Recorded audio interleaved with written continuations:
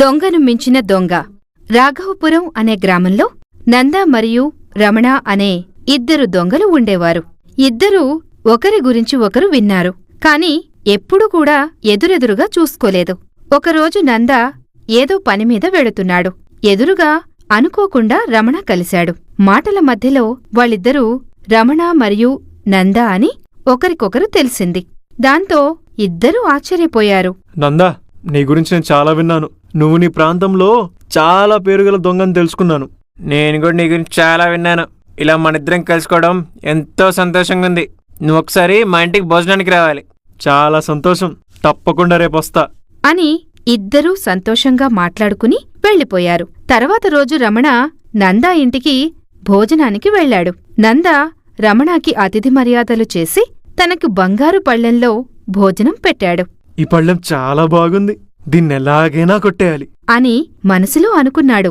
రమణ దృష్టి ఆ పళ్ళెంపై పడిందని నంద గ్రహించాడు. రాత్రి అయింది. ఇక పడుకునేటప్పుడు తన దగ్గర ఉన్న బంగారు పళ్ళెంలో కొంచెం కదిపినా కూడా పడిపోయే విధంగా నీళ్లు పోసి దాన్ని ఉట్టిమీద పెట్టి దాని కింద నంద పడుకున్నాడు. రమణ ఆ గిన్నెలో నీళ్లు ఉండటం చూసి, అమ్మో, వీడు చాలా ముదురు, దీన్నేమాత్రం కదిపినా ఖచ్చితంగా నీళ్లు మీద పడతాయి అని మనసులో అనుకుని కాసేపు ఆలోచించాడు. తర్వాత బయటకు వెళ్లి చాలా బొగ్గులు తీసుకుని ఆ బంగారు పళ్ళెంలో వేసి చూశాడు. అందులో ఉన్న నీటిని బాగా పీల్చుకున్నాయి. రమణ ఆ పళ్ళెం తీసుకుని ఊరిలో ఉన్న చెరువు దగ్గర పాతిపెట్టి గుర్తుగా అక్కడ ఒక కర్రను పాతాడు. ఆ తర్వాత ఏమీ తెలియనట్లుగా వచ్చి పడుకున్నాడు. కాసేపటి తర్వాత నందా నిద్రలేచి చూడగా అక్కడ బంగారు పళ్ళెం లేదు.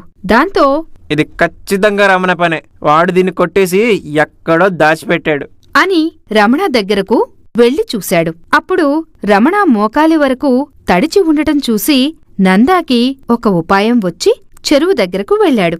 అక్కడ రమణ గుర్తుగా పెట్టిన కర్రని చూసి అక్కడ తవ్వి చూడగా నందాకి బంగారు పళ్ళెం కనపడింది. దాన్ని తీసుకువచ్చి మరలా ఇంట్లో పెట్టాడు. ఉదయం లేవగానే రమణకి బంగారు పళ్ళెం కనపడింది. అది చూడగానే రమణ ఇలా అడిగాడు, నందా, నీ దగ్గర 2 బంగారు పళ్ళాలున్నాయా? లేదు, ఒక్కటే ఉంది. ఇది నువ్వు నిన్న చూసిందే అని చెప్పటంతో ఒకరి గురించి ఒకరు తెలుసుకుని లోలోపలే నవ్వుకున్నారు. ఈ కథలోని నీతి: ముల్లును ముల్లుతోనే తీయాలి.